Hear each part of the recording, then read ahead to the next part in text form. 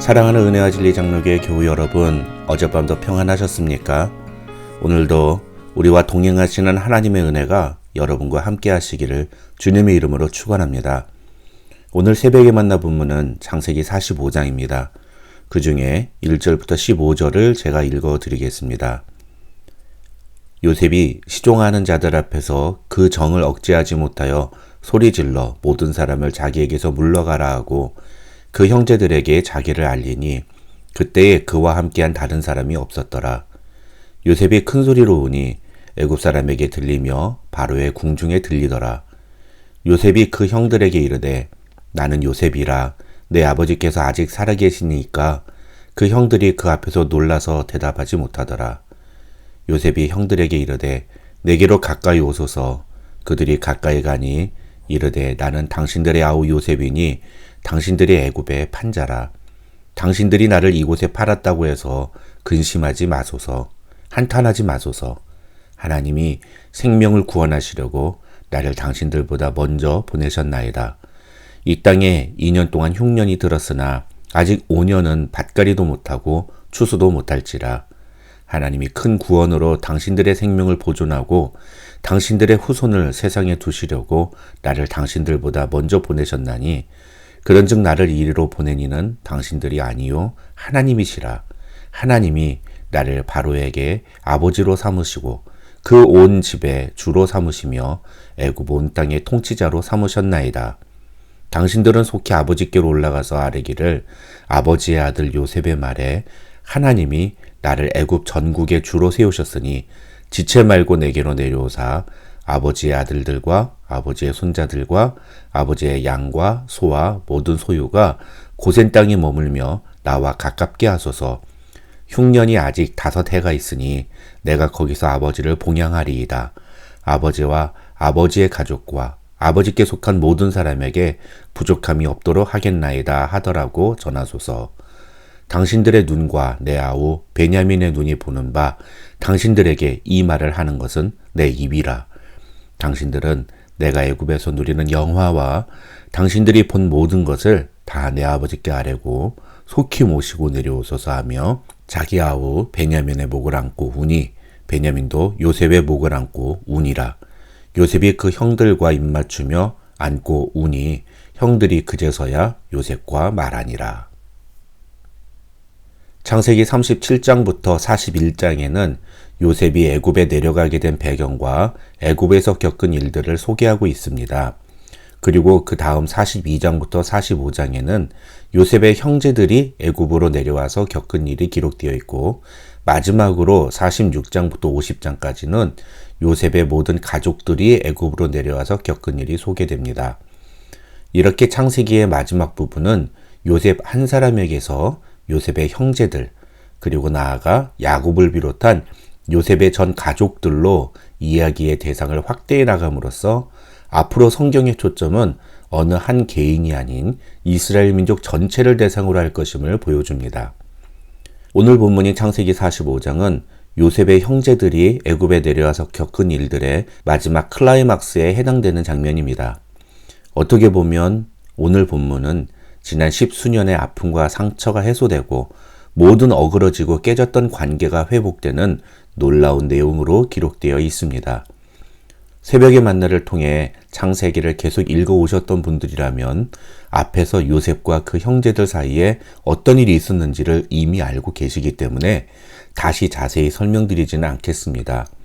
다만 창세기 42장부터 44장에서 우리가 놓쳐서는 안 되는 내용 하나가 있는데 그것은 바로 요셉이 의도적으로 형들을 모함하는 모습입니다. 요셉은 형들이 식량을 구하기 위해 애굽에 와서 자기 앞에 서 있을 때부터 형들을 대번에 알아보았습니다. 그러나 요셉은 그런 형들을 여전히 모른 채 합니다. 심지어 교묘한 방법으로 형들이 계속 자신 앞에 설 수밖에 없게 만듭니다. 중요한 건 이 과정 속에 숨어있는 요셉의 형들, 특히 유다의 변화입니다. 이미 38장을 다루면서 우리는 창세기의 저자가 유다와 요셉을 비교하면서 창세기의 주제를 제시하고 있다고 말씀을 드렸습니다. 그 과정에서 제가 다루지 않았던 한 가지 내용이 있는데 그것이 바로 유다의 변화입니다. 며느리 다말과의 관계에서 자신의 죄악성을 깨닫게 된 유다에게 놀라운 변화가 일어나는데 그 변화의 모습을 보여주는 것이 바로 43장의 내용이기 때문입니다. 요셉은 형들에게 쌀을 주는 대신 시므온을 인질로 잡고서는 동생 베냐민을 데려와야 시므온을 풀어주겠다고 합니다. 하지만 아버지 야곱은 그것을 절대로 허락하지 않습니다. 요셉을 잃은 마당에 하나밖에 남지 않은 라헬의 아들 베냐민까지 잃을 수는 없다는 것이 야곱의 주장이었습니다. 그때 유다는 아버지 야곱을 설득합니다. 만약 자신이 베냐민을 데려오지 못하면 자신의 목숨으로 그 값을 치르겠다고 약속합니다. 그런데 일이 벌어집니다. 아버지를 겨우 설득해서 데려온 막내 동생 베냐민의 주머니에서 애굽 총리의 은잔이 발견된 것입니다. 물론 이것 역시 요셉이 의도적으로 조작한 상황입니다. 중요한 건 그래서 요셉은 베냐민을 애굽에 두려고 하는데 그걸 막아서는 사람이 등장한다는 겁니다. 그게 바로 유다입니다. 그런 유다의 모습을 보여주는 것이 바로 창세기 44장의 내용입니다. 베냐민을 애굽에 두고 형들만 고향으로 돌아가라는 요셉의 말에 유다는 자신이 베냐민 대신에 노예가 될 테니 베냐민을 풀어달라고 요셉에게 간청합니다. 아버지와 한 약속을 책임지기 위해서 동생 베냐민 대신에 노예가 되겠다고 자원하는 유다의 이 고백을 두고 학자들은 장차 유다의 후손에서 태어나 온 인류를 대신하여 그 죗값을 치르는 예수 그리스도의 모습을 보여주는 것이라고 해석하기도 합니다. 이제 창세기 45장으로 넘어가 보겠습니다. 서론이 조금 길어졌습니다만 어쨌든 이런 맥락을 이해해야 45장의 진정한 의미를 놓치지 않을 수 있습니다. 오늘 새벽에 만나보면 창세기 45장의 메시지를 한 문장으로 요약하면 은혜로 사는 사람, 복음으로 사는 사람의 모습이 어떠한 것인지를 보여준다는 것입니다. 45장에 기록된 요셉의 모습이 바로 은혜를 아는 사람, 복음으로 사는 사람의 모습이라는 뜻입니다. 어떻게 해서 그렇게 말할 수 있을까요? 첫째로 요셉은 자신이 겪었던 그동안의 사건들이 하나님의 섭리 가운데 있었음을 고백하기 때문입니다. 5절을 보시면 요셉은 형들에게 당신들이 나를 이곳에 팔았다고 해서 근심하지 마소서, 한탄하지 마소서. 하나님이 생명을 구원하시려고 나를 당신들보다 먼저 보내셨나이다 라고 말합니다. 자신을 노예상에게 팔았던 것은 형들이 분명하지만 그 모든 상황을 주관하신 것은 하나님이라는 뜻입니다. 뿐만 아니라 7절과 8절을 보시면 요셉은 하나님이 큰 구원으로 당신들의 생명을 보존하고 당신들의 후손을 세상에 두시려고 나를 당신들보다 먼저 보내셨나니 그런즉 나를 이리로 보내니는 당신들이 아니요 하나님이시라고 고백합니다. 인간적으로는 도저히 이해할 수도 받아들일 수도 없는 일이 자신에게 일어났지만 돌이켜보니 그 모든 일들은 하나님께서 계획과 뜻이 있으셔서 그것을 허용하신 일이었다는 것을 요셉은 깨달았던 것입니다. 이것이 바로 하나님의 주권과 섭리를 이해한 자의 모습인 것입니다. 이러한 요셉의 태도를 모든 일은 이미 결정되어 있는 대로 벌어진다는 운명론이나 혹은 모든 것은 하나님이 하신 일이니 형들에게는 아무 책임이 없다는 식으로 하나님께 책임을 전가하는 것으로 오해해서는 안 됩니다. 그래서 45장은 42장부터 44장을 제대로 이해해야 하지만 그 의미를 바르게 이해할 수가 있다고 말씀을 드린 것입니다. 즉 45장에서 요셉이 이런 말을 하는 이유는 42장부터 44장에서 요셉이 그 형들의 달라진 모습, 우리식으로 말하면 형들이 회개했음을 확인했기 때문입니다.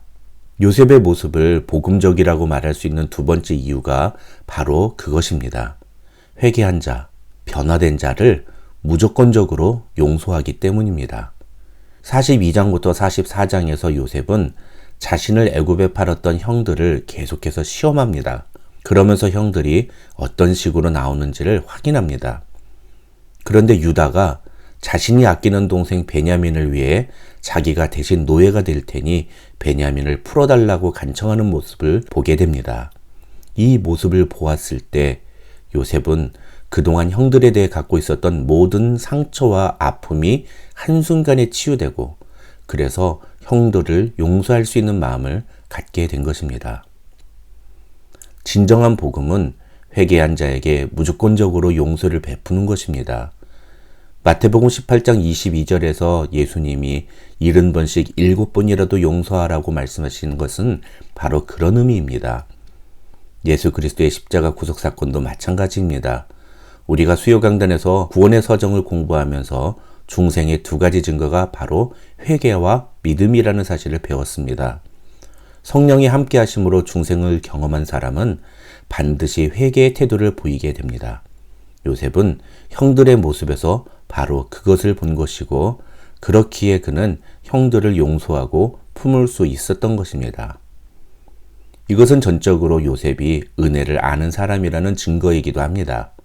8절을 보시면 요셉은 하나님이 자신을 애굽 온 땅의 통치자로 삼으셨다고 고백합니다.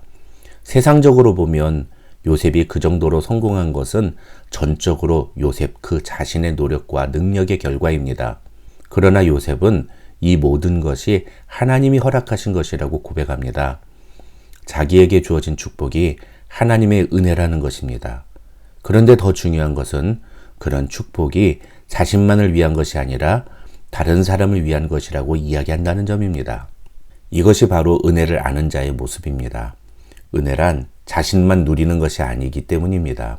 은혜는 함께 나누어야 합니다. 하나님이 나에게 은혜를 주셨다고 생각되는 일이 있다면 나도 반드시 누군가에게 그 은혜를 나누고 베풀어야 합니다. 그것이 은혜를 아는 자의 바른 태도입니다. 요셉의 모습을 복음으로 사는 사람의 모습이라고 말할 수 있는 세 번째 이유는 요셉과 함께했던 사람들의 태도에서 발견됩니다. 16절을 보시면 요셉의 형들이 왔다는 소문이 바로의 궁에 들립니다. 그러자 바로와 그의 신하들이 기뻐하고 여러 가지 선물을 그 형들에게 줍니다. 여기서 중요한 것은 바로는 그렇다 쳐도 바로의 신하들까지 요셉의 형들이 온 것을 함께 기뻐했다는 점입니다. 여러분, 요셉은 어떤 사람입니까? 요셉은 노예이자 제수에서 하루아침에 총리가 된 사람입니다. 요셉은 정통 애굽인도 아니고 귀족 출신도 아닙니다. 그런데 그런 요셉이 자신들을 제치고 애굽의 총리가 되었을 때 바로의 신하들의 마음이 어땠을 것 같습니까? 아마 한국인이었다면 어떻게든 요셉을 그 자리에서 끌어내리려고 혈안이 되었을 겁니다. 그런데 오늘 본문에서는 어떤 장면이 펼쳐지고 있습니까? 한국 속담에 아내가 예쁘면 처갓집 말뚝만 보고도 절을 한다는 말이 있습니다. 아내 한 사람 때문에 처갓집의 모든 것이 다 예뻐 보인다는 말입니다. 16절에 기록된 내용이 바로 그런 의미입니다. 평소 요셉이 사람들로부터 어떤 모습으로 인식되었는지를 보여주는 대목이라고 할 수 있습니다. 저와 여러분도 요셉과 같은 삶을 살아가게 되기를 주님의 이름으로 축원합니다. 교회에서만 신앙이 좋은 사람이 아니라 삶의 모든 영역에서 은혜를 아는 자답게 복음으로 살아가는 자가 되어야 합니다. 복음을 아는 사람은 그 받은 은혜를 자신만을 위해 사용하지 않습니다.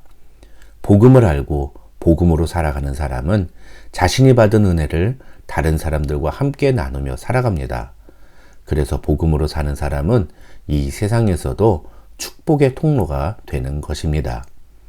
우리 은혜와 진리 장로교의 모든 교우들도 요셉처럼 복음을 알고 은혜를 나누는 복음으로 사는 성도들이 되시기를 주님의 이름으로 축원합니다.